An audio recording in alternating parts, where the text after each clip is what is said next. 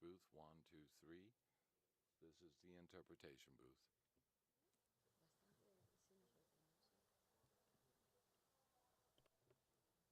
Esta es una prueba, cabina de traducción simultánea saliendo por el canal de español. ¿Sí nos escuchas bien? Hola, hola. Hola, hola. ¿Todo bien?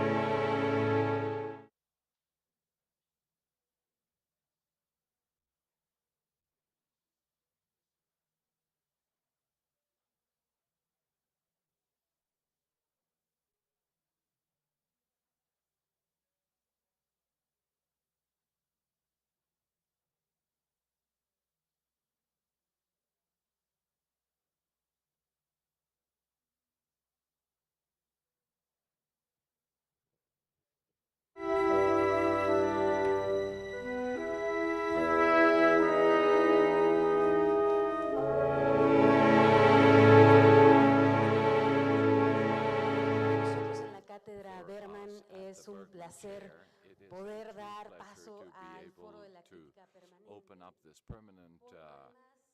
Criticism as a forum and as part of our 30th presentation of Risk. Y es que sin duda el FICUNAM es un festival que se caracteriza por programar propuestas arriesgadas, ¿no?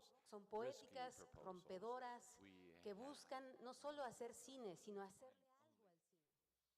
Y eso implica siempre que en un momento posterior a la película se requiera de un espacio en donde generemos un vocabulario para nombrar lo que vimos, para ir desmenuzando y analizando qué fue lo que nos sucedió con este cine y estas propuestas.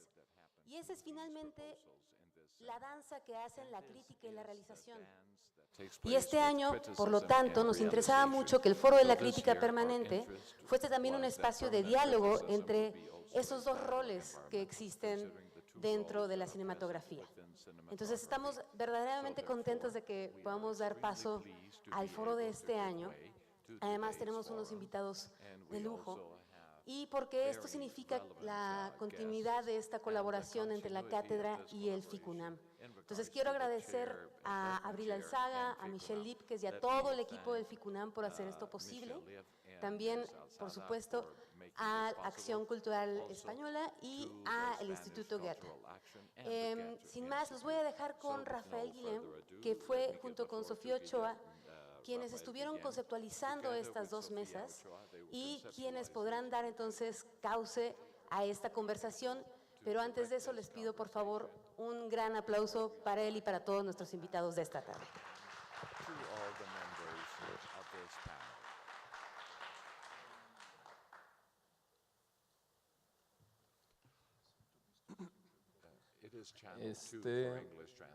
Bueno, muy buenos días a todos y todas, bienvenidos y bienvenidas al Foro de la Crítica, que desde hace ya varios años ha sido un espacio que ha permitido la reflexión, el aprendizaje, la formación y sobre todo me parece la posibilidad de pensar en conjunto en el cine más allá de las pantallas. Joint consideration regarding the cinema beyond the screen. In this regard, it has been an event that has always taken place in the framework y al estar el FICUNAM también en el seno de una universidad, me parece que nos invita a pensar que el cine puede ser o es una forma de conocimiento. Y entonces me da muchísimo gusto que continúe este foro, que no sería posible sin, en primer lugar, quisiera agradecer a la Cátedra Bergman, que ha sido, digamos, la piedra angular, el sostén de este espacio.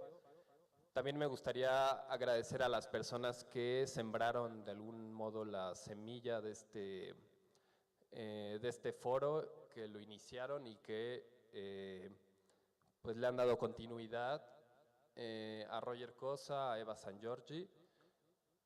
Y finalmente, pero no menos importante, platicarles que este foro lo construimos entre Sofía Ochoa y yo. Ella no nos puede acompañar por cuestiones geográficas, pero pues por esta mañana mis palabras serán también un poco las suyas.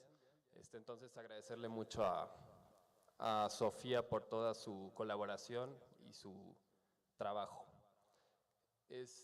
Ahora, bueno, estamos con 4 invitadas que nos da mucho gusto tener aquí y les voy a pedir a cada una que se presenten un poquito para que el público las conozca. No sé si quieres empezamos contigo, Adriana. So we'll start with Adriana Bellamy.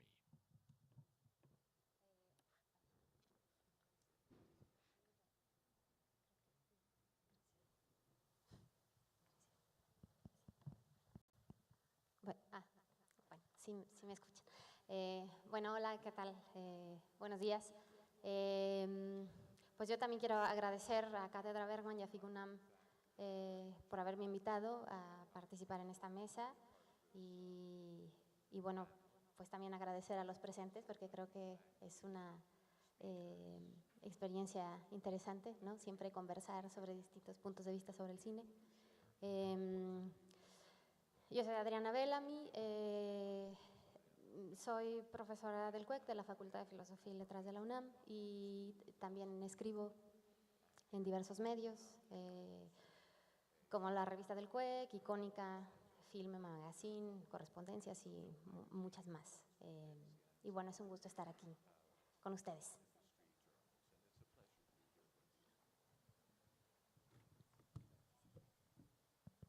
Hola, buenos días y muchas gracias a todos por venir. Mi nombre es Carlota Moseguí, yo soy de Barcelona, pero actualmente resido en Madrid. Y bueno, yo soy crítica cinematográfica, escribo principalmente en un medio que se llama Cine Europa y en Madrid también ejerzo de programadora en un centro de arte que se llama La Casa Encendida. Allí programamos cine contemporáneo. Y además también trabajo de programadora en el Festival Márgenes.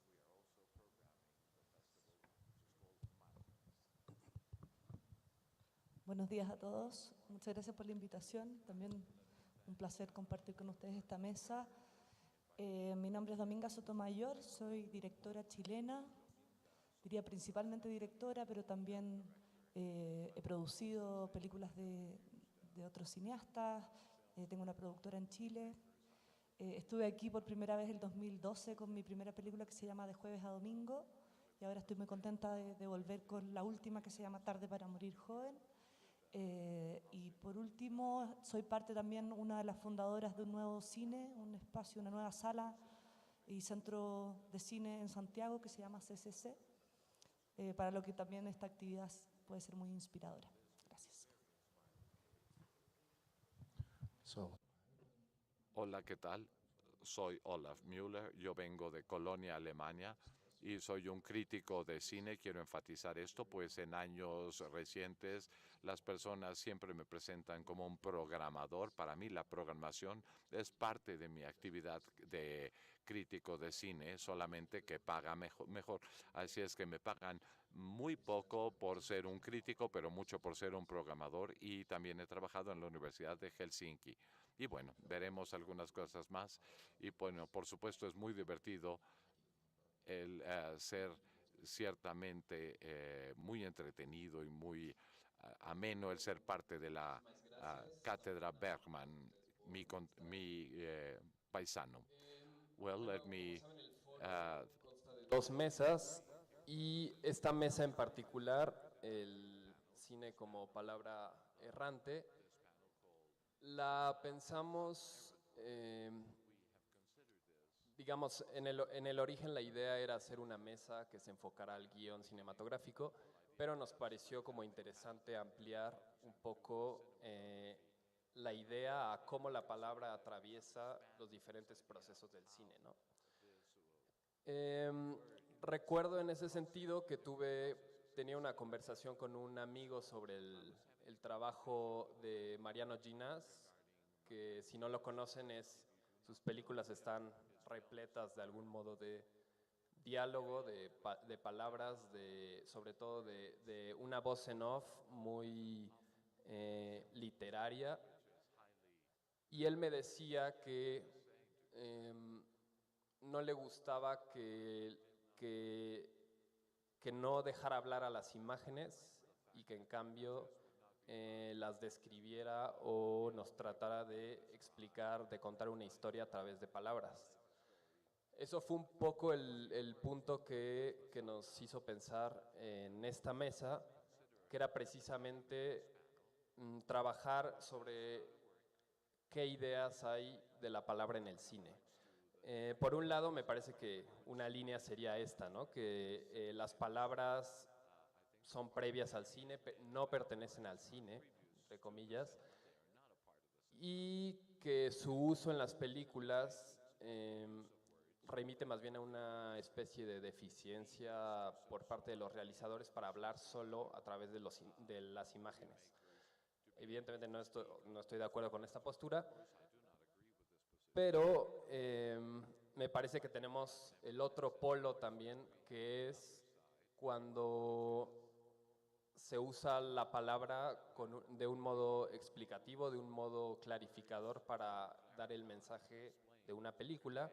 Entonces, entre estos dos polos, creo que más que buscar una ontología de la palabra en el cine, una sustancia, creo que lo que me gustaría que hiciéramos en esta mesa es hacer una especie de laboratorio de la palabra y en específico de la palabra fílmica, donde podamos un poquito plantear qué posibilidades, qué uso se le puede dar a la palabra, que no sean necesariamente como información, es decir, o sea, hay muchos cineastas que han usado la palabra para ser críticos sobre sus propias imágenes dentro de las películas. Hay desde luego, también pienso en Marguerite Duras, que la palabra le permite distanciarse de las imágenes, quizá bifurcarlas, darle otros sentidos. Y bueno, así podemos señalar a diferentes realizadores que le han dado un uso poético, crítico, expresivo a la palabra.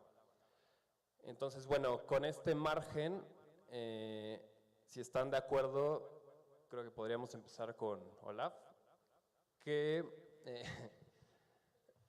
bueno, cuando les escribí un correo un poco planteando las pautas, fue el primero que contestó, con un poco de desacuerdo quizá. Entonces, creo que sería bueno empezar con una oposición. Entonces, adelante. Bueno, aunque hablemos de oponerme, creo que no podemos ver las cosas así en todo el espectro, pero iniciar con este mito del cinema y el aspecto bidimensional, seamos muy claros en este sentido. Este es un mito, en el sentido de que las palabras siempre estuvieron con las películas. Las películas nunca estuvieron sin palabras, lo mismo que no estaban ni sin color ni sin música. Son fundamentales para el cine desde el inicio, las palabras, en muchos niveles. La idea de todo esto de el cine como un arte ritual es un concepto burgués está tratando de hacer que el cine sea especial, es tratar de cubrir un nicho, una idea de cómo es que el cine es una forma diferente de arte y que también lo alivia como una forma de arte. Pero de alguna manera esto es algo que va completamente contra cualquier práctica de presentación o del cine, incluso a cómo las personas disfrutan del cine.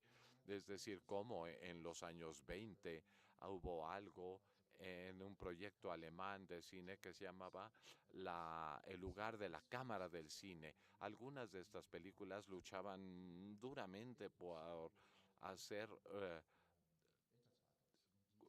poder presentarse sin subtítulos, ni con títulos, ni ninguna, donde, excepto por uno, y las audiencias no les gustaba esto, las audiencias les gustaba ver palabras en las películas, les gustaba el hecho de que existían palabras que estaban circulando alrededor de las películas. No les gustaba esta pureza, les gustaba el hecho de que varias cosas estaban operando, funcionando aquí.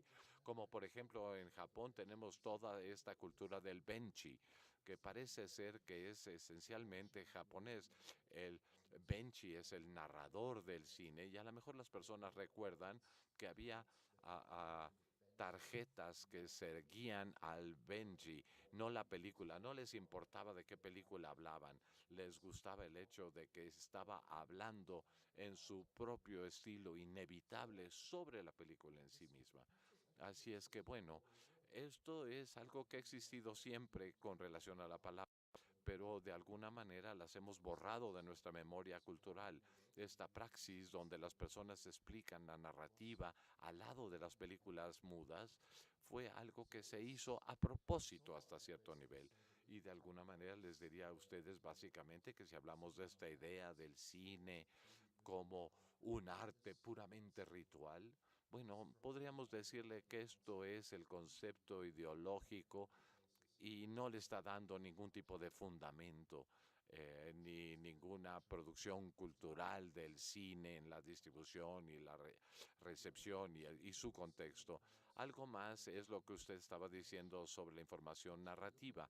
De hecho, al ver lo que es el cine contemporáneo, creo que ahora alguien de alguna manera me está diciendo algo. Estaba hablando recientemente con un amigo, con Dominic Huff, un director, y me decía, ya no aguanto estas películas contemporáneas donde las personas se ven deprimidas con una taza de café y dicen, estoy cansado, aburrido, y se espera que digas, ay Dios mío, su novia no le hizo el café porque ella básicamente está sintiéndose mal porque todo se está colapsando, etcétera, etcétera, bla, bla, bla.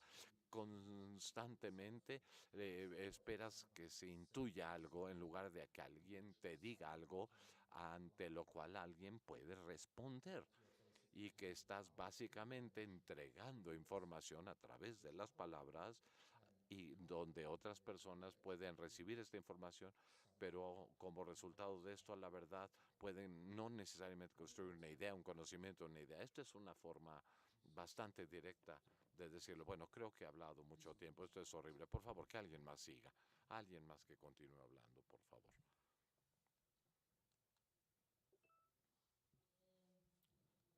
Bueno, sí, estoy también completamente de acuerdo con lo que dice Olaf, porque sí es cierto, o sea, vaya, la invención del cinematógrafo se da a la par de una serie de invenciones, entre ellos también el grabar la voz, ¿no?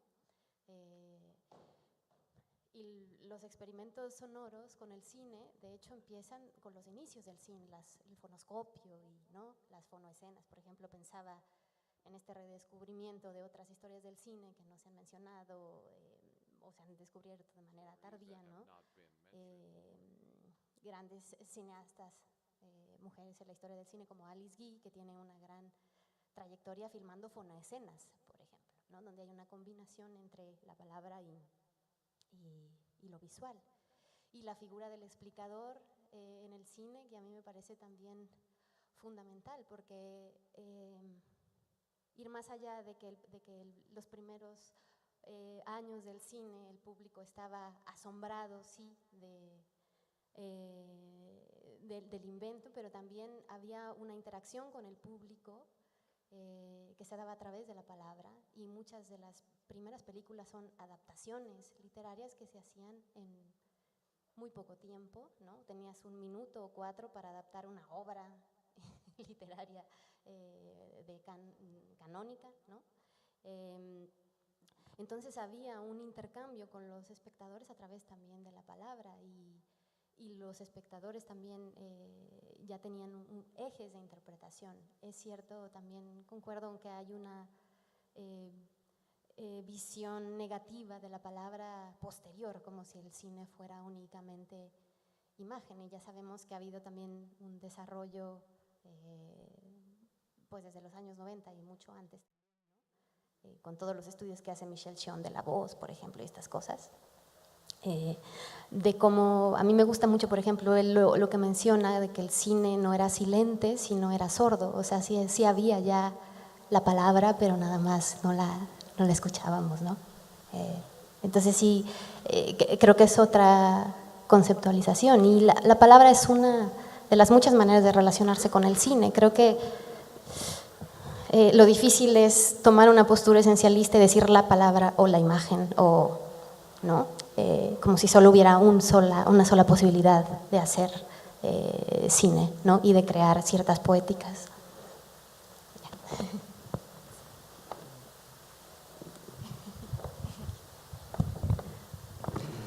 Sí, no quiero decir que estoy de acuerdo. Me parece que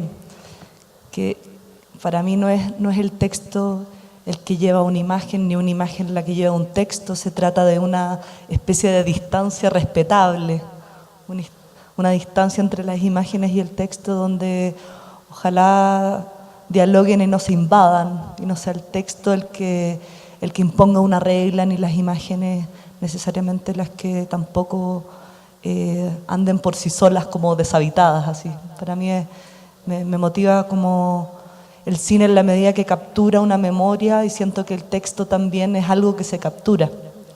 Me parece que yo puedo hablar más no como crítica, sino como desde mi aproximación más simple a lo que hago, ¿no? Y siempre me ha motivado mucho y me ha ilusionado esa posibilidad del cine de capturar algo que es efímero y que se arranca. Y eso en el habla me parece muy alucinante, como no es la búsqueda de un tema a través de la palabra, no son los personajes tratando de llegar a la historia correcta o al texto preciso, sino un habla que va mutando constantemente y que yo he tratado de capturar también en los personajes. Algo que siempre me pregunto es cómo los relatos, como me fueron contados cuando chica, por ejemplo, determinan la manera en que yo cuento mis películas. No sé, es algo que siempre vuelve a mi mente, mi papá contándome unos cuentos muy desestructurados. Me gustaba mucho que me contaran historias y él nunca llegaba a relatar bien un cuento. Y yo siento que hay algo en esa como imperfección del relato, en esa dispersión, en esa errancia, que siempre me ha atraído mucho, como si hubiera algo más vivo y más real, o al menos más atrayente para mí, en ese camino errante a llegar a algo, que en esa llegada. Como que hay algo ahí bueno, hay una palabra errante acá, y me quedé dando vuelta de eso, en esa errancia, en lo alucinante que me parecen esos personajes intentando llegar a algo, en ese intermedio. Eso desde el diálogo, pero también desde la estructura general de una película que puede ser muy errante, como la mente, como los relatos, como la vida. Hola, pues para hacer un poco de abogado del diablo, entiendo vuestras posturas de estar en contra de estos cines más, o sea, esencialistas, ¿no? Que comentabas de querer de que la palabra esté por encima. Y como comentabas, has puesto el ejemplo de Mariano Llinás. Me parece que él precisamente hace eso y que no se avergüenza de haber dado mucha más importancia a la palabra que a las imágenes. Y creo que es una forma de hacer cine que es igual de aceptable que lo que estábamos comentando. Y en su caso, que me gustaría hablarlo un poco, creo que lo que hace con su forma de narrar es algo que pocas veces hemos visto, sobre todo en el cine contemporáneo, y sobre todo en el choque que crea en el espectador de estar totalmente invadido por unas palabras que te están dando muchísima información y que cuesta a veces un poco de gestionar esa información. Pero una vez entras en ese universo de la palabra, acabas completamente en él. No, es como si hubiese un túnel que te está metiendo, te está llevando al final y no hay ninguna forma de salir. Y cuando estás ahí, incluso podrías cerrar los ojos y dejar que la narración siguiera y siguiera y siguiera. Y me parece que también es igual de origen, no sé. Y bueno, en ese sentido me resuena un poco lo que dices, Dominga, también. Pensar en esta especie de paradoja podría ser en donde, digamos, el lenguaje hablado, que en un inicio difícilmente tenía un soporte de inscripción, y después surge la escritura, la literatura. ¿Qué cualidades podemos encontrar para la palabra en el cine que no están en otros medios, ¿no? ¿Qué aporta el cine a la palabra, tanto como como la palabra puede aportar al cine. Y como decías, Adriana, también que no necesariamente ajustándonos a una definición rígida, ¿no? Sino más bien a una cuestión de usos, pero pensando que el cine es un medio con ciertas especificidades que trastocan, posibilitan. Y quizá pensando también tanto en el origen del cine como el paradero final del cine, que podríamos decir que es el guión. El guión, yo sé que no siempre hay un guión, pero digamos, el cine viene de la palabra y termina quizá con la crítica, con la puesta en palabras de los espectadores.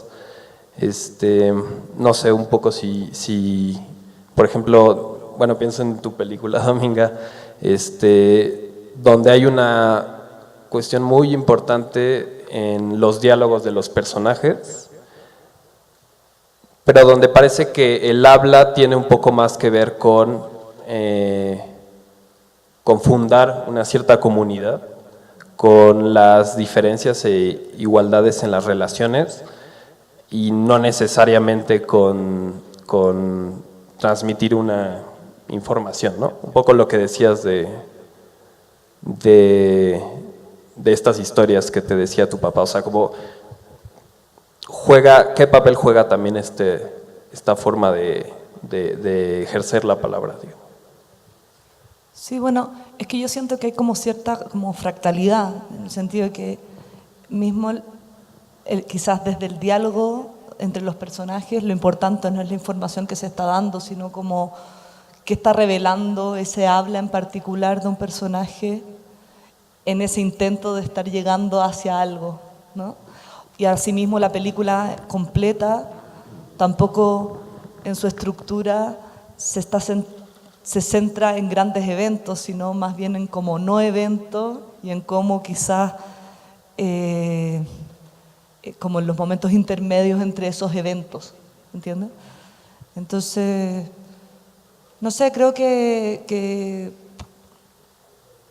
no me acuerdo qué iba a decir, pero déjame dar una vuelta. Es que o sea, siento como que hay algo en esos espacios vacíos de diálogo y de relato que dejan un negro, y es un negro que se completa, y que es lo que a mí me interesa, es que las historias y que las películas queden incompletas. Entonces, evitando esa causa y efecto, donde un diálogo tal vez no es tan coherente, hay una zona gris que siento que es como el espacio que el espectador puede unir con su propia película que proyecta ahí, y donde yo veo la posibilidad de documentar una emoción. Fui muy errante como el título de esta...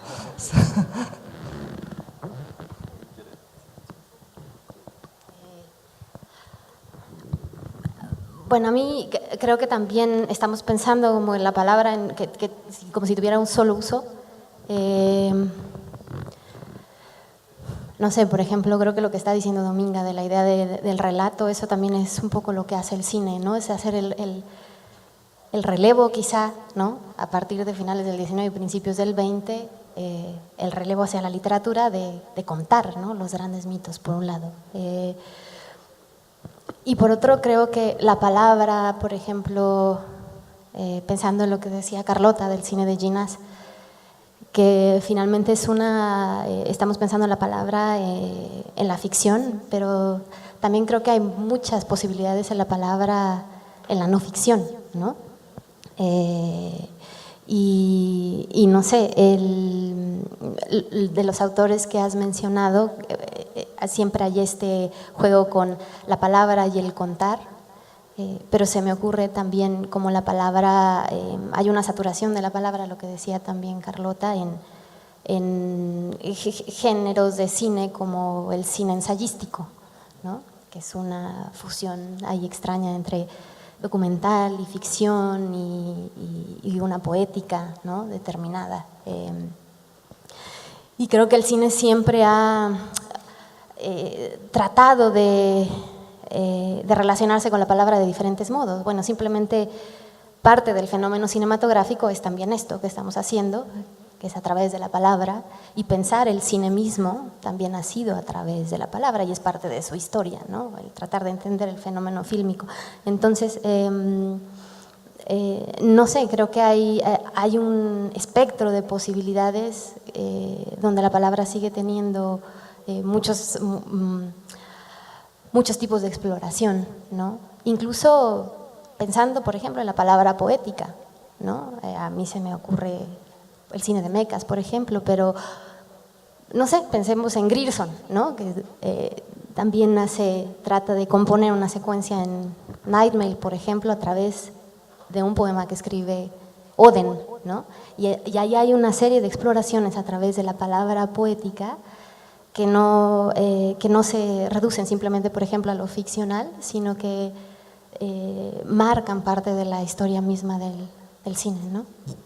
No es que gane una o la otra, sino creo que son simplemente posibilidades de lo cinematográfico, ¿no? Perdón. No, please. Yo soy un hombre y un caballero sumamente bien educado, así es que siempre le daré la palabra primero a las mujeres. Que es como esta posibilidad de la palabra de cargar más que un significado, ¿no? Una palabra es una textura, es un sonido, es otro sonido más también, y me parece un elemento como una textura, me gusta pensarlo como una textura, como que algo que lleva emoción y que carga tanto más que sentido. Es tan diferente escuchar la voz, no sé, en una película de mecas, o cómo se habla ahí, o cómo habla un personaje chileno, que a mí me interesa capturar un niño chileno que se salta palabras y que no dice el final, y eso habla de cómo somos los chilenos, que es como que no quisiéramos hablar, que nos estamos como escapando de algo. Entonces siento que la palabra tiene una carga mucho más que significado, sino como de poético, de sentido, de emoción, de esa posibilidad de capturar algo que se lo da al cine y que no podría ser otra cosa, que no podría ser un libro, que no podría ser solo poesía. Y me interesa la palabra en el cine cuando puede solo ser de esa forma porque está en una película y no en otra forma.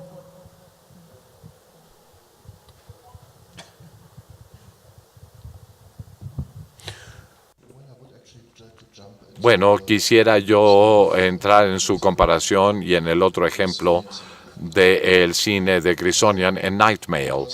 Y esto se debe a que esto es algo que yo encuentro realmente importante de mantener en nuestras mentes sobre muchas cosas, además. Pero por un lado, es una película que sería un documental, y quiero mencionar que para la mayoría de las personas el cine documental es cine directo y tienen una idea altamente incorrecta de lo que es el cine de documentales, una construcción ideológica de un cierto periodo y tiempo, digamos posguerra. El cine directo es cine documental. Eso no es verdad. En la estética esto es muy diferente de esto. Pero tenemos que recordar qué tipo de conceptos ideológicos están detrás de esto y que estamos tratando de proyectar. Para mí, una película como Night Mail es tan conmovedora debido a la responsabilidad de tener que cuidar a la comunidad detrás de ella. Este es alguien que, si tienes una película que está narrando el proyecto social de entregar un correo. Esto no es algo que suene maravilloso, pero es importante el que llegue una carta de aquí a acá y que hay una gran cantidad de personas que trabajan para que esta carta vaya de este punto a este punto. Este es el contexto social. Y Grierson, en su grupo con otras personas, vio y buscó que la poesía de Audren se convirtiera en la parte de esta verdadera responsabilidad, y que es la poesía de la responsabilidad social. Y bueno, Esto es algo que es genuinamente conmovedor porque es tan útil y a mí me gusta que las películas sean útiles. Solo quería mencionar esto. Me parece interesante abordar la cuestión de que estamos sobre todo centrándonos en la ficción y pasando un poco por alto los documentales y la palabra. Y en este sentido me gustaría decir que la palabra en ciertos documentales es también a veces agotadora, sobre todo en estos tipos de documentales más autobiográficos, de enseñar escenas de su vida y con una voz en off narrando todas sus vivencias, y me parece un mal uso de la palabra en contraposición a usar la palabra para hablar de todo aquello que no está en la imagen. O sea, usan esa palabra para llenar el documental. En ese sentido recuerdo un poco lo que decía Godard cuando mencionaba que con el cine sonoro, de algún modo también, que el cine sonoro llegó al momento en que llegó el fascismo y que los grandes oradores como Hitler, Mussolini, Stalin, de algún modo ocupaban el discurso, la palabra, y eso hizo que Godard siempre dudara un poco de la palabra, aunque le dio usos desde luego muy creativos, muy políticos, muy críticos. Entonces, ahora que mencionan el documental, ¿cómo el cine también podría, a través de dar voz a ciertos sujetos que no la tienen, cómo el cine puede ser esa catapulta, esa herramienta para visibilizar testimonios? No sé si eso les puede sugerir algo. Si pudiera mencionar un punto, sí, esto me lleva a criticar a Godard y el sobreuso de Godard y la inexactitud de Godard, porque los fascistas ya están ahí, amigo, ya están en Italia, ya llevaban 10 años. Mussolini no necesitaba el cine, lo hizo de primera mano.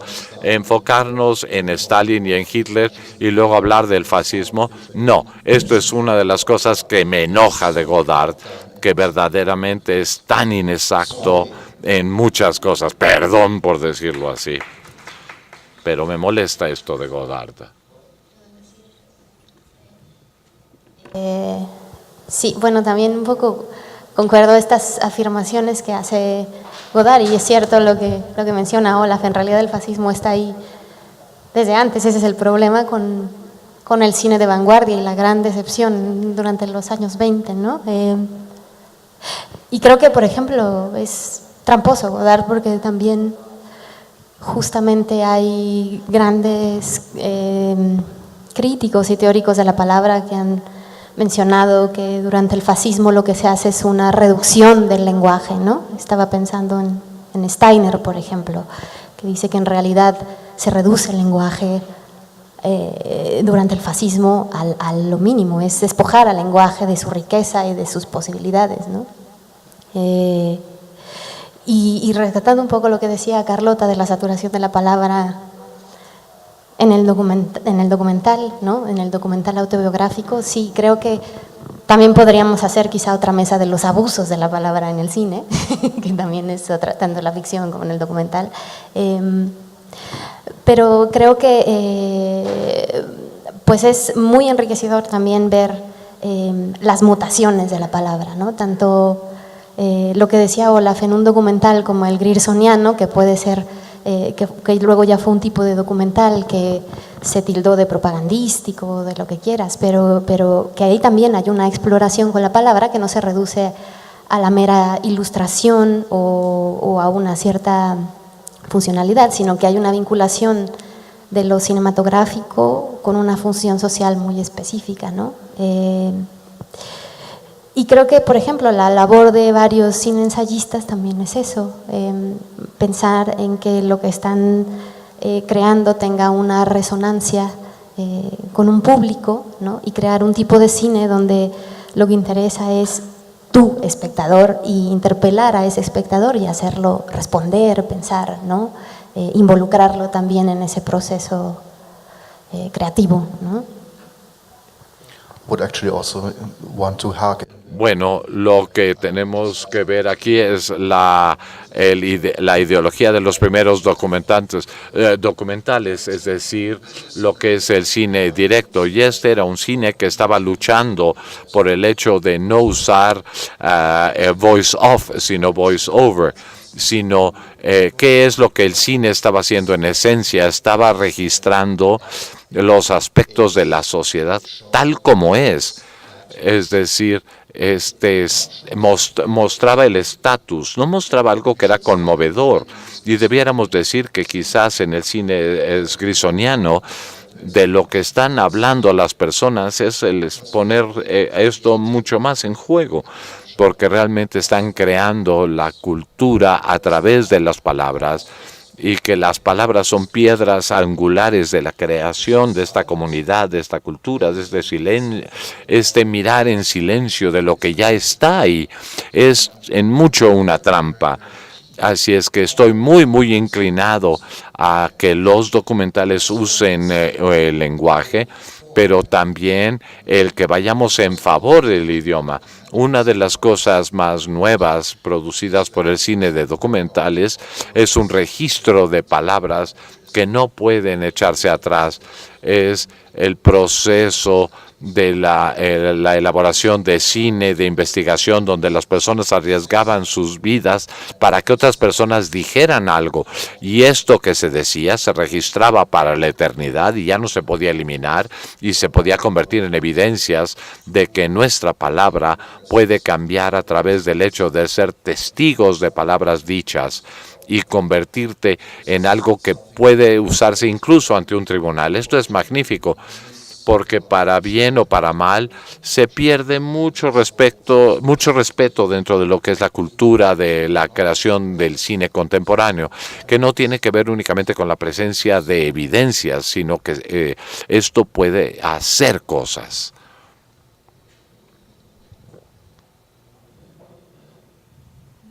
Volviendo un poco a esta especie de guerra, cuando ustedes decían de tantas palabras en los documentales, por ejemplo, personales, yo creo, como volviendo atrás, que tiene que ver con una distancia justa, no es o las palabras o las imágenes, es una distancia precisa y misteriosa también a veces. No hay una forma, no es que no se pueda.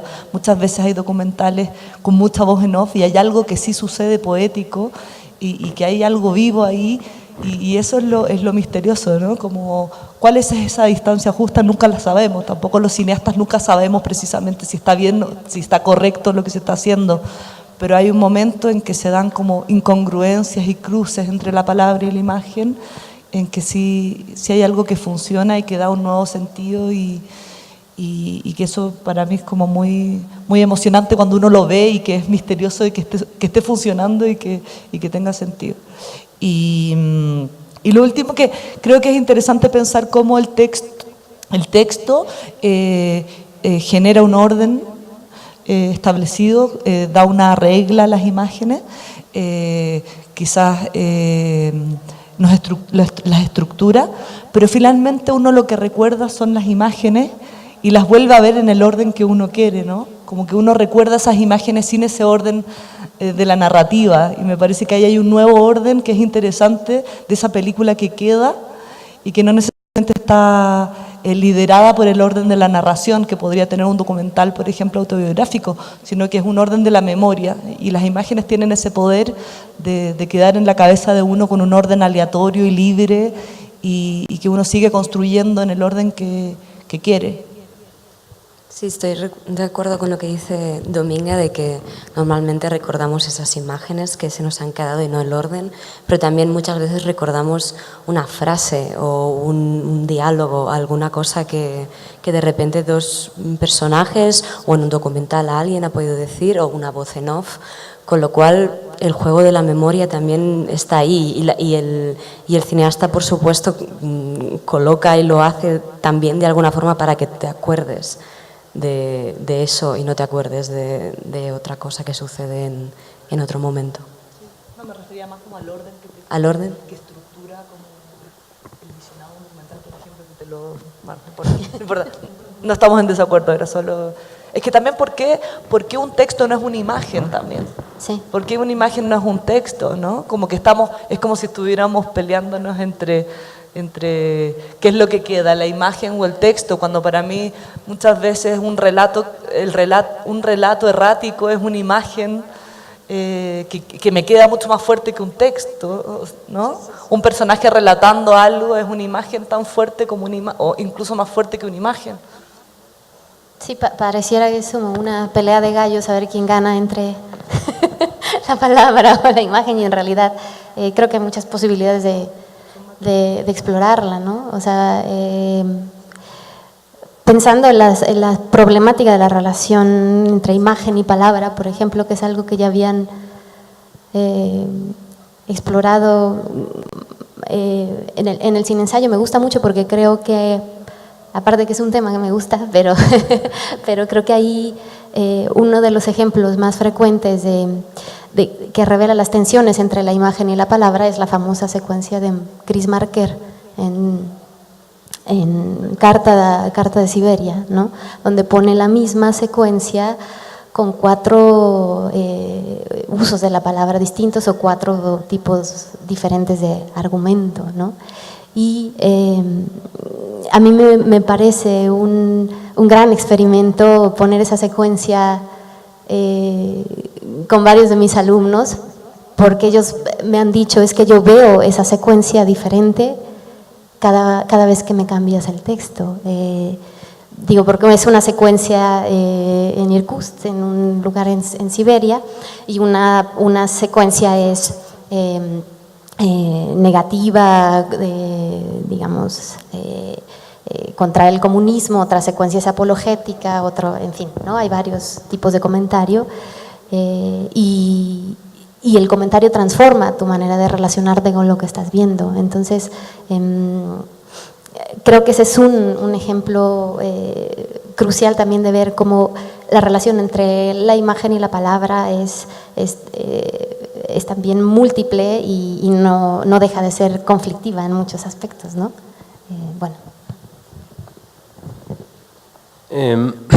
Bueno, y tomando esta beta como ensayística del cine y también intentando ya ir orientándonos un poquito a la siguiente mesa y pensando que estamos en el foro de la crítica, quisiera preguntarles también un poco por el papel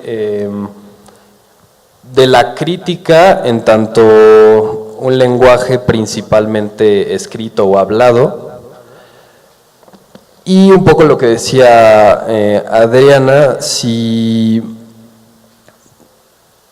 bueno, recuerdo esta frase de Rivet donde decía que la mejor crítica para una película es otra película, ¿no? No sé, ¿cómo ven este diálogo, este diálogo de lenguajes y cómo la palabra en la crítica puede ayudarnos desde su diferencia a pensar en las películas? No sé si alguien...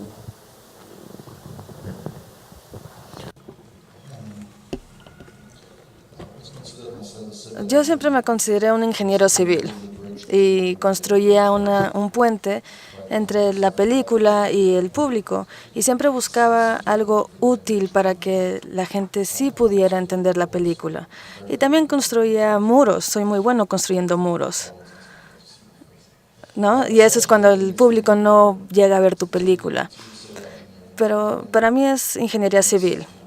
Ayudas a hacer algo visible, pero también está el proceso de crear una idea y la relación de lo que es con lo que ves. Y las palabras pueden ser útiles. Una cosa es que no te guste Hanukkah y otra cosa es decir, Hanukkah es un problema por esto y esto y por razones políticas. Entonces, para mí la crítica es eso, lo hace mejor.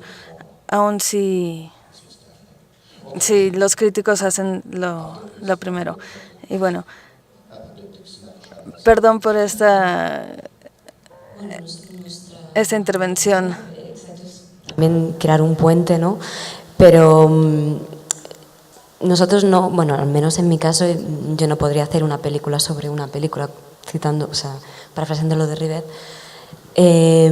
Nosotros no tenemos que describir lo que estamos viendo, sino hablar de esa sensación que nos crea al estar viéndolo, a estar viendo esa película, que es ese momento, esa idea que nos perturba y nos enamora o al revés, o nos hace odiar por cuestiones políticas, por cuestiones sociales, por cuestiones personales, y creo que nuestra herramienta es la escritura y no las imágenes.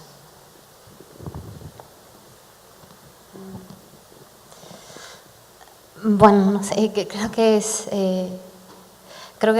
me gusta mucho la idea que tiene Olaf de ver como desde la ingeniería la crítica.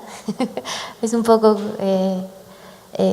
la visión también que pienso en el maestro ya Blanco, que también es ingeniero y que piensa que el cine es como un juguetito que hay que abrir y ver cómo funciona, descomponerlo y luego volverlo a componer, ¿no? Porque bueno, creo que uno de los peligros que nos aquejan, creo que también recientemente, de la crítica es reducir la crítica a la recomendación o a decir que está bien la película o está mal la película, thumbs up, thumbs down, ¿no? O sea, como que no, y no dejar tampoco al público que se relacione con la experiencia de ver la película, predisponerlo quizá, ¿no? Creo que la crítica también, una de las cuestiones más interesantes es ver que vio a alguien más en esa película y compartir, ¿no? Esa experiencia, o estar en desacuerdo, pero entrar en esa posibilidad de diálogo, no dictar lo que el espectador deba o no deba ver, o cómo deba de relacionarse con ese artefacto fílmico en particular, ¿no? Y creo que esa es una de las, quizá de las obligaciones de la crítica, no dejar que muera en ese sentido a los tomatazos, ¿no? En fin, reducirla a un índice de estrellas o etcétera, ¿no?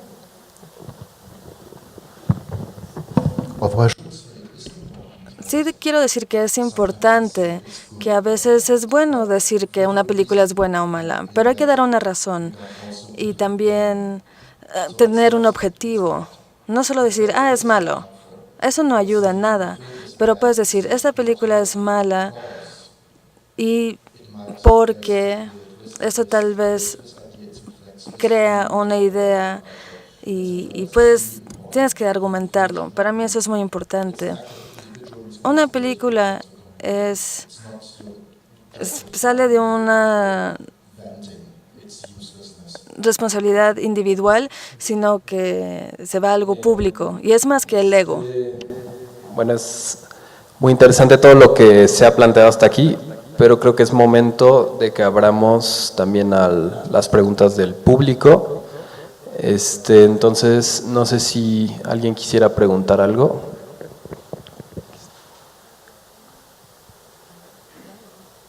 Por ahí.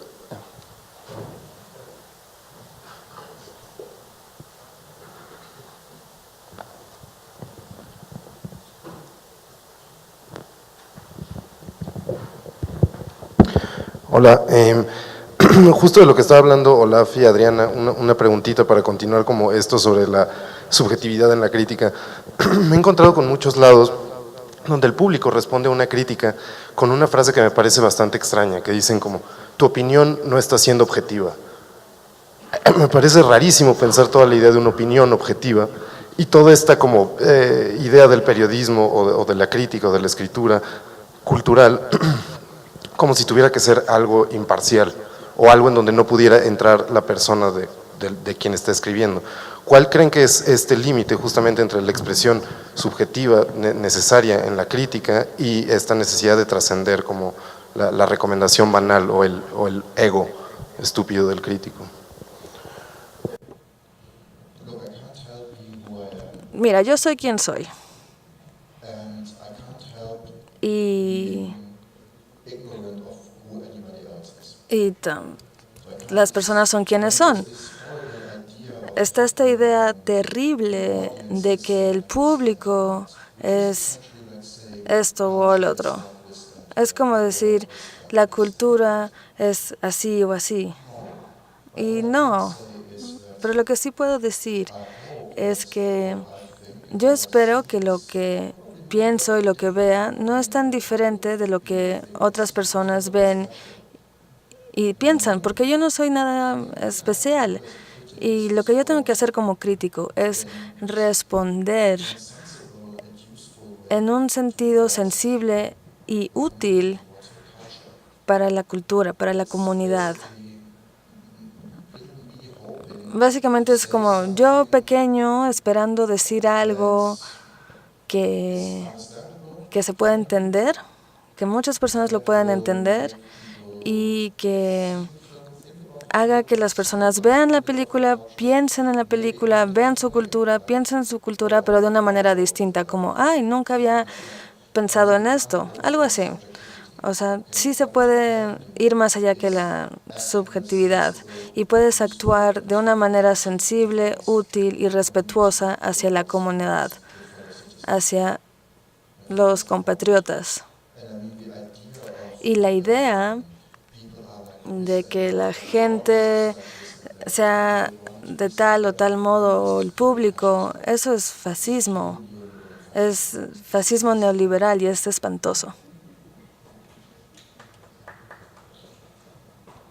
Sí, creo que concuerdo con lo que dice Olaf y creo que quizás sí habría que replantearse la función social también de la crítica, ¿no? Que eso se ha perdido un poco.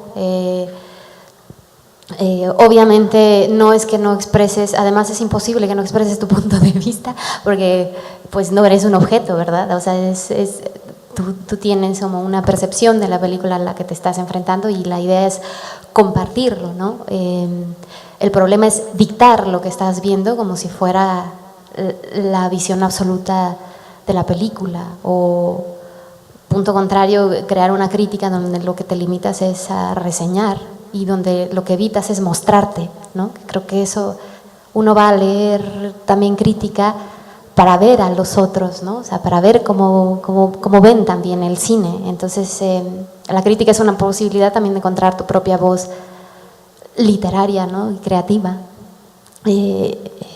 Es otra manera de crear y creo que no nada más se limita a que cumplas, a llenar los caracteres requeridos, ¿no? Que creo que a veces puede parecer un poco limitante eso, en fin. Bueno, quería hacer un comentario, no es ninguna pregunta, pero, buenos días, pero en mi opinión, digamos, para poder hacer crítica cinematográfica, antes hay que tener un gran conocimiento humanista y conocer la cultura, el arte, etcétera, porque si no es imposible que un crítico pueda descifrar cómo un autor ha hecho referencias a cierto tipo, a lo mejor, de contenidos pictóricos, poéticos, literarios, etcétera, etcétera, dentro de la obra, ¿no? O sea, que yo creo que este es un aspecto realmente a considerar, ¿no? ¿Cuál es la formación en general de los críticos cinematográficos, también dependiendo del país? Por ejemplo, en mi experiencia, habitualmente los críticos franceses son mucho mejores que los críticos españoles en cuanto a formación, porque te pueden dar una visión de la película que va más allá incluso de la película. O sea, es decir, ¿qué le ha producido la película a esa persona que es crítico para que pueda derivar hacia otro tipo de pensamiento y conectarlo con otras ideas? Y esta es la función importante de la crítica, más que decir si la película es buena o mala, ¿no? Que me parece una arrogancia innecesaria, ¿no? También hay que tener en cuenta otra cuestión, o sea, lo que normalmente llamamos por crítica, cuando está referida a una película blockbuster, aunque esa crítica sea mala, no le afecta a la película, porque tiene una campaña de marketing detrás, que igualmente la película irá a ver el código de Da Vinci, aunque la película no sea buena, ¿no? En cambio, sí hay una gran responsabilidad de la crítica en el cine de ensayo o en el cine artístico, porque eso sí que puede afectar a que un espectador, en definitiva, vaya a ver esa obra o no la vaya a ver. Y a mí lo que me sorprende, por ejemplo, en el caso concreto de mi país, es que a lo mejor hay una revista cinematográfica que edita 10.000 ejemplares en los que hay la crítica de una película que posiblemente leen más de 10.000 personas, porque esa revista circula, no solo la ve una persona, y sin embargo las mismas personas que han leído esa crítica, cuando mira uno el registro de espectadores, a lo mejor han sido 3.000. Es decir, que hay películas que son más leídas que vistas, y este es otro aspecto también a considerar.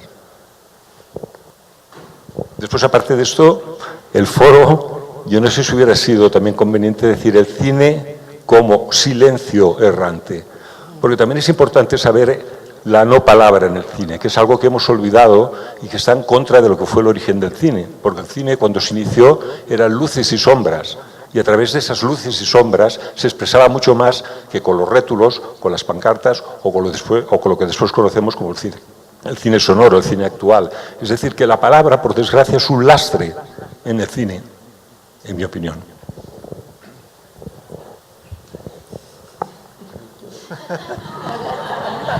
Adriana, say something so that I can agree. Iba a decir algo para que tú estuvieras de acuerdo conmigo. Estoy de acuerdo contigo.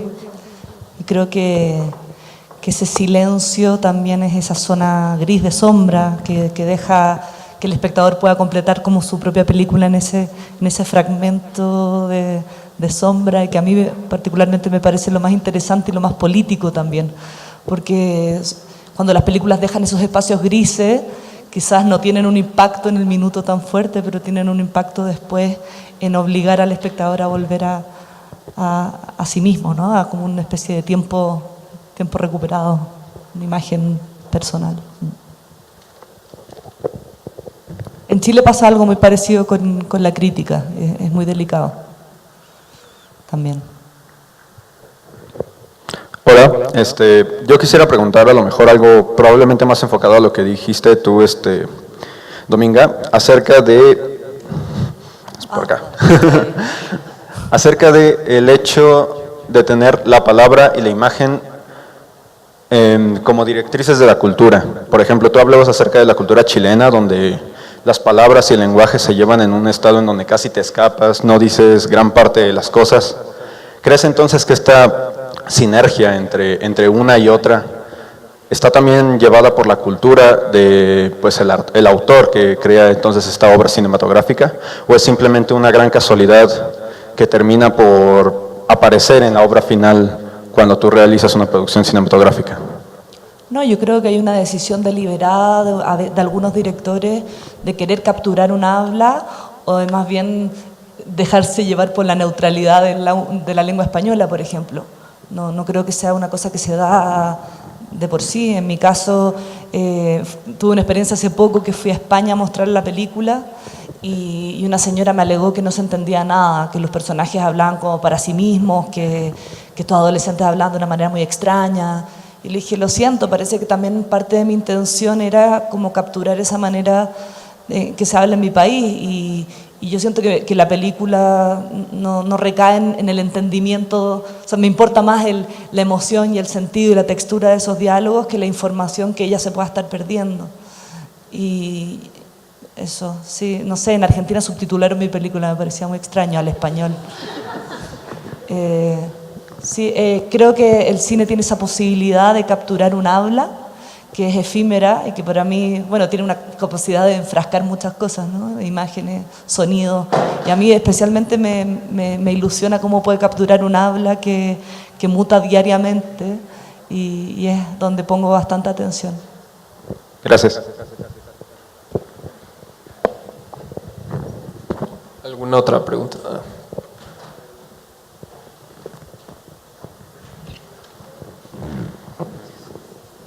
Sí, buenos días. Es mi opinión y una pregunta que os voy a hacer. Felicidades a todos. Me parece que el cine y la palabra, o la palabra y el cine, no van a desaparecer desde mi punto de vista, sino que las nuevas formas de hacer cine. ¿cuál es su opinión de realizar cine sin guión y con el uso de los celulares? Gracias.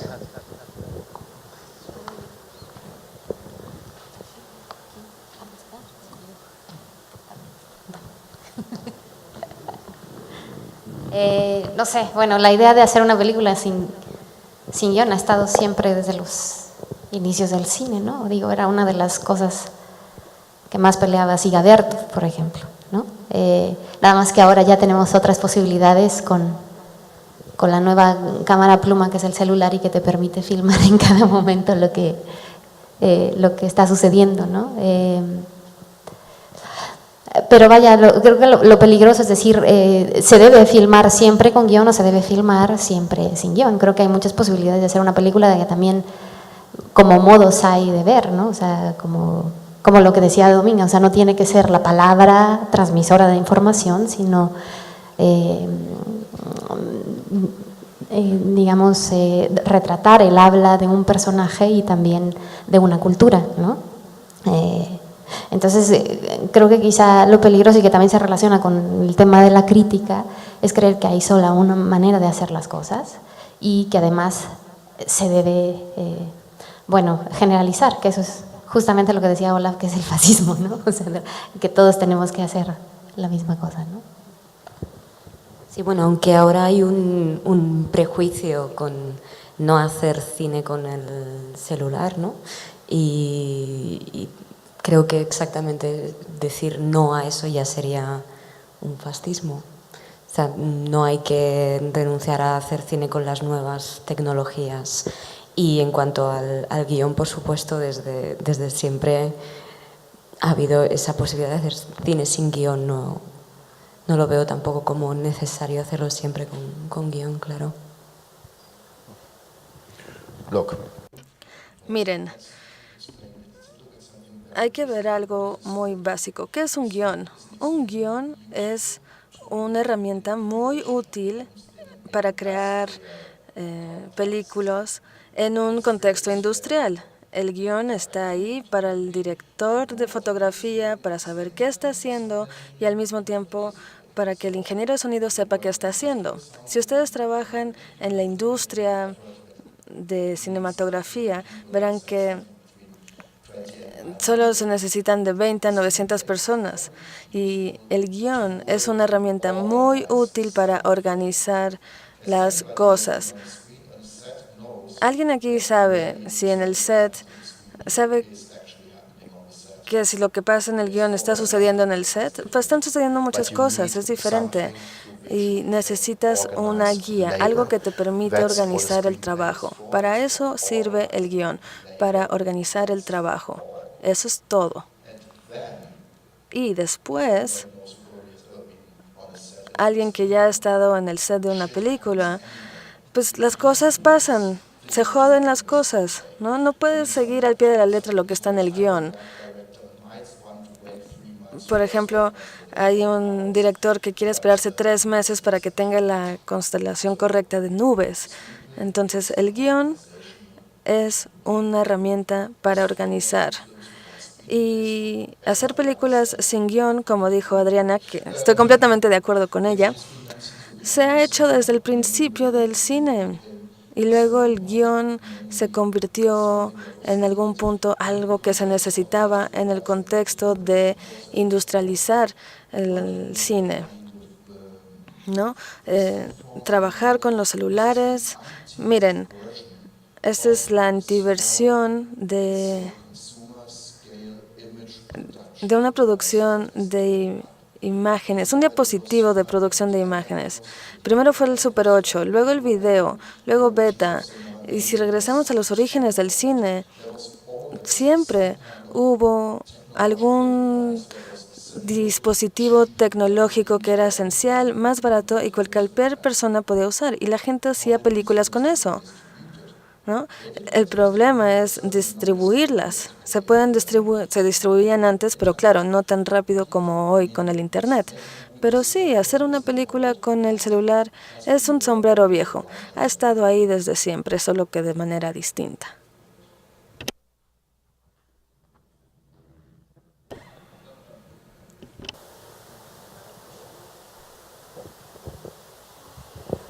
Hola, buenos días, tardes. Me gustaría preguntar a Adriana, que es profesora, a veces en los procesos creativos, como artistas, al entrar a una escuela, a veces se nos limita el explorar, y a veces pienso que el precisamente ser errantes es lo que nos vuelve auténticos. Entonces, en este proceso creativo que a veces la academia encuadra o modifica de alguna forma, lo moldea y hace de los estudiantes copia tras copia de lo que ya hay, ¿cómo volver a ser errante? ¿Cómo volver a tener ese proceso creativo auténtico y que nos hace únicos? Y bueno, para los demás, si alguna vez se han sentido de esa forma y cómo vuelven a eso, a volver a un proceso creativo, a encontrarse y sin embargo también pues adoptar esos recursos que la academia da, ¿no?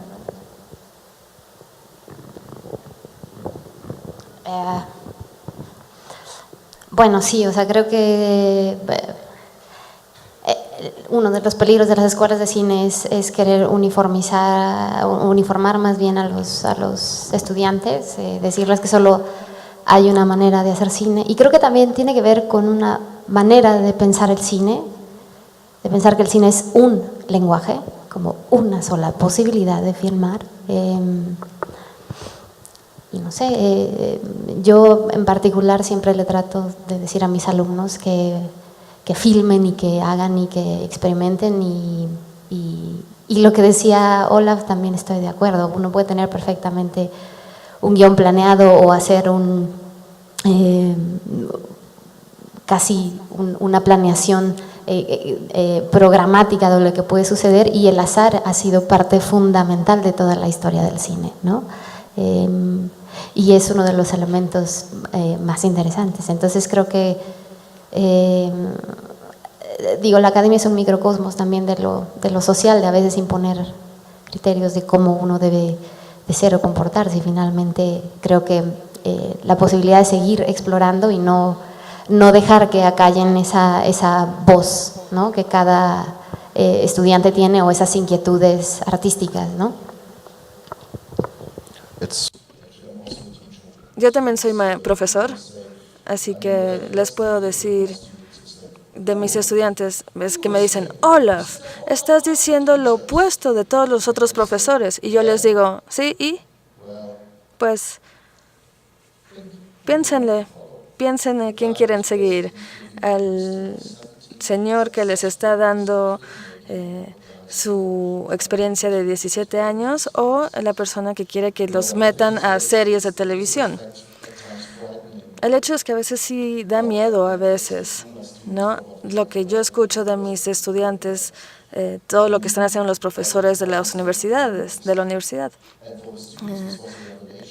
Hice un ejercicio con mis estudiantes y me dijeron, Olaf, ¿puedes decir que tu película, dices eso en la película y está bien?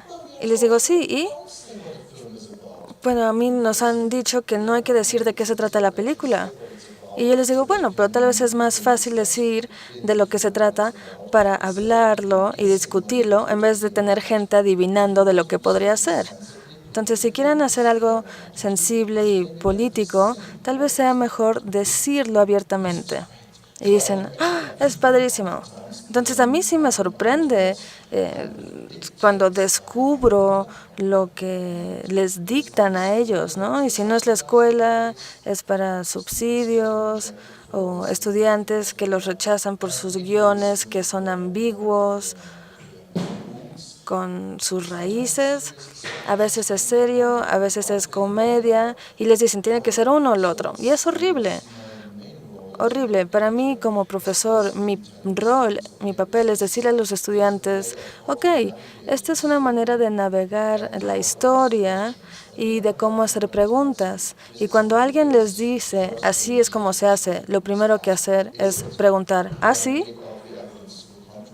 Y luego investiguen evidencia de lo contrario.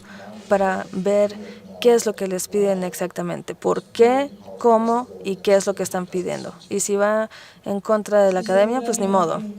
Que para mí como el gran mito quizás es esta idea de que los cineastas tienen que tener muy claro lo que quieren. Uno hace lo que puede, y creo que muchas veces reacciona a lo que puede de una manera muy como básica, ¿no? Entonces yo creo mucho en la dispersión y en la intermitencia. En ese sentido también estoy de acuerdo con ustedes, como, o sea, tú preguntabas cómo volvimos algunos atrás. Yo hice cortos, después hice mi primer largo y todos esperaban que yo hiciera otro largo, pero yo ahí volví a hacer otros cortos y después de los cortos hice una película sin guión que costó nada y después hice otro largo. Yo creo que la búsqueda es constante y que todos esos distintos formatos te entregan distintas cosas. Yo me siento como una constante búsqueda y no solo dentro del cine, también está esta ilusión de que, como a mí me preguntan, ¿vas a hacer una exposición? ¿Qué pasó? ¿Te aburriste del cine en Chile? Y digo, no, tengo ganas de hacer una video instalación. Entonces todo es como tan cuadrado, ¿no? Entonces, sí, yo creo que o sea, me interesa estar cuestionando siempre esos bordes entre las disciplinas y entre cómo se supone que tienen que ser las cosas, cómo se supone que tiene que ser una carrera, que uno se supone que tiene que tener tan claro lo que quiere decir. Parece que las películas que más me interesan a veces son más imperfectas y están más vivas y tienen una búsqueda más constante. Tenemos tiempo para un par de preguntas más.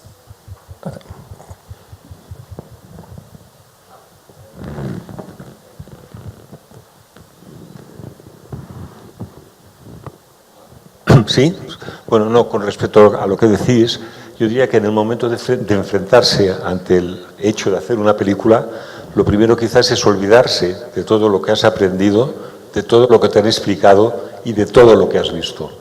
Y interiorizarse y sentir realmente lo que tú quieres comunicar. Y a partir de ahí, lo que has aprendido, visto, etcétera, ya operará de una forma, si tú quieres, subconsciente. Lo importante que te haya quedado, de alguna forma, ya operará por sí mismo. Esa es mi manera de entenderlo.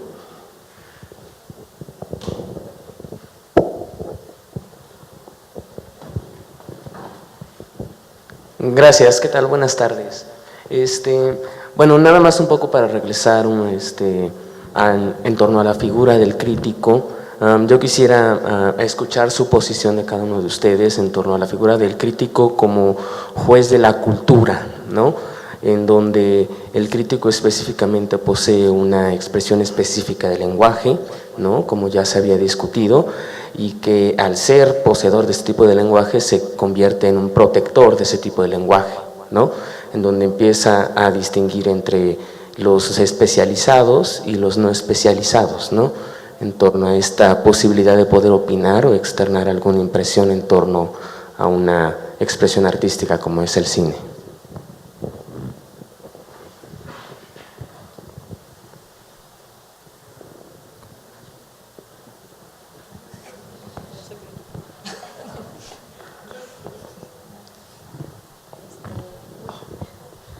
Bueno, pues creo que se resume un poco con lo que hemos estado mencionando, ¿no? de también crear falsos ídolos a partir también de la propia crítica, ¿no? de idealizar la figura del crítico como si fuera una visión extremadamente especial y que te va a decir qué es lo que debes o no debes ver. Pero bueno, también estoy de acuerdo que sí se requiere una sensibilidad particular para poder también transmitir lo que estás viendo y sí, como decían por allá, un compendio, ¿no? También de experiencias, de lecturas, de cultura, etcétera, ¿no? Para poder aproximarte a un filme. También depende de cuál sea tu intención, ¿no? Porque también hay intenciones críticas diferentes. Si es cumplir con la cuota porque tienes que escribir quién sabe cuántas críticas para un festival, pues también es muy difícil quizá que puedas explorar una vena creativa cuando estás escribiendo contrarreloj, ¿no? En cambio, si tienes posibilidad de hacer un escrito de más largo aliento y explorar también tu voz literaria, bueno, también podrán resultar como otras cosas, ¿no? Sí, sobre esto último que comentabas, Adriana, en mi caso, cuando yo estoy en un festival de cine y tengo que cumplir la cuota, por supuesto la forma de escritura, el análisis, etcétera, es muy distinto a cuando regreso a mi casa y entonces puedo escribir sobre las películas que he visto y no cuando las estoy escribiendo en el momento. Pero eso no quiere decir que los textos tampoco sean de mala calidad ni que se hagan de cualquier forma, solo ese apunte. Y respecto a lo que preguntabas, el título de juez de la cultura a mí me sobrevino mucho, me asusta incluso. Sí que tenemos que hablar de las películas, pero es incluso quizá demasiado ponernos en esta posición. Sí que tenemos que tener una sensibilidad y como comentaba Luis antes, saber leer ciertas imágenes, símbolos, no sé, cosas más alegóricas, por supuesto, pero al fin y al cabo estamos dando una opinión y no tenemos que creernos unos jueces por encima de nuestros lectores. Ahora la última pregunta. I want to ask a question. Voy a hacer mi pregunta en inglés. La pregunta que hay que hacerse y que es muy interesante es la relevancia de la crítica cinematográfica, porque hablando de mi situación personal, es que para mí la crítica de cine es muy aburrida hoy en día, o diría que para mí todas son iguales. Hay una estructura, más o menos. Al principio uno escribe la sinopsis de la película y luego escribes qué hizo el director antes de la película y luego hablas de la estética de la película y haces una conclusión al final. 90% de las críticas tienen esa estructura y para mí no es interesante. No es interesante, es una manera muy convencional de escribir y no sé cuáles son los números, pero ¿quiénes leen esas críticas? No lo sé. Pero a mí lo que yo disfruto de la crítica es cuando, por ejemplo, hablaron de Jacques Rivette, quien habló de la abyección de esta película de una pareja. Y es una crítica muy pequeña, son 2 frases, pero se ve que él quiere hablar de la película y aunque sea en un contexto negativo, le dio mucho interés a la película. Así que yo me pregunto, ¿cuál es el rol de la crítica cinematográfica hoy en día y qué tan útil se ha vuelto para el público o para los lectores? No, porque para realmente... O sea, yo veo la crítica cinematográfica como una obra de arte por sí misma, o así debería de ser, en mi opinión. Es esta subjetividad creativa que se para por sí misma. Y aun si están diciendo cosas malas, son importantes y son buenas para la película. Ese tipo de información es buena para la película. Y para mí, hoy en día, la crítica cinematográfica tiene que ver con productores que quieren dar una postura a la película. Y a veces podemos ver a un crítico que dice, hay una película muy bien filmada, pero es mala. Entonces toman eso de maravillosamente filmada y lo ponen en el póster de la película. Entonces a eso se ha resumido la crítica para mí hoy en día. Y lo digo como algo triste, porque yo sí creo de verdad en la crítica cinematográfica y en las palabras, porque la película sí debe provocar palabras, o un discurso, un diálogo, una discusión. Y ustedes en ese sentido tienen un papel muy importante. Eso es todo. A ver, desde el principio. En la escuela sí, aprendes eso, aprendes esa estructura, ese sin ensayo. Y lo más básico de la crítica está muy cerca a la dirección, a la realización. Entonces, lo que haces como crítico en todo tu día es igual a cualquier otro trabajo. Tienes roles muy claros y trabajas con estos roles claros.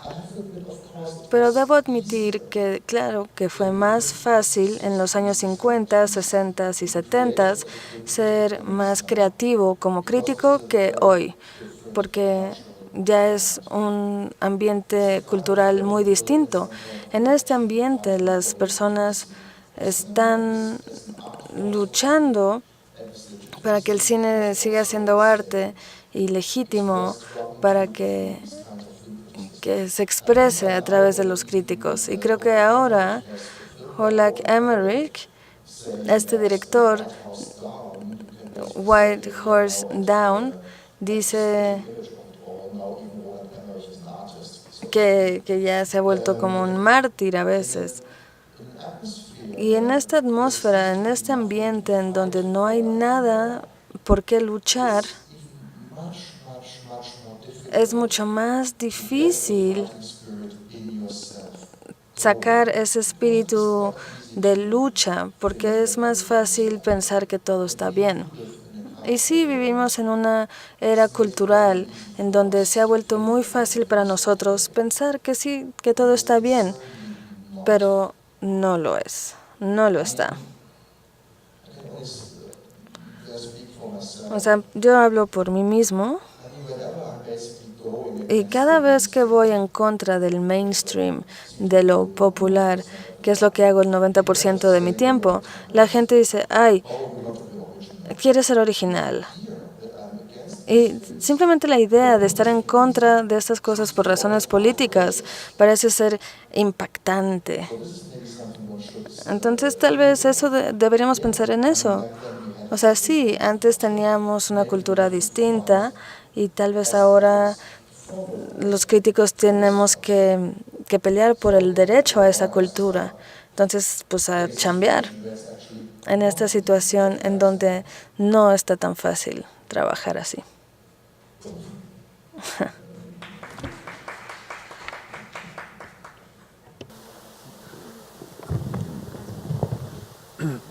Bueno, tenemos que cerrar esta mesa. Les recuerdo que a la 1 será la segunda mesa. Ojalá puedan acompañarnos y les agradecemos mucho su presencia y ojalá puedan brindarnos un aplauso a los invitados. Gracias. Gracias.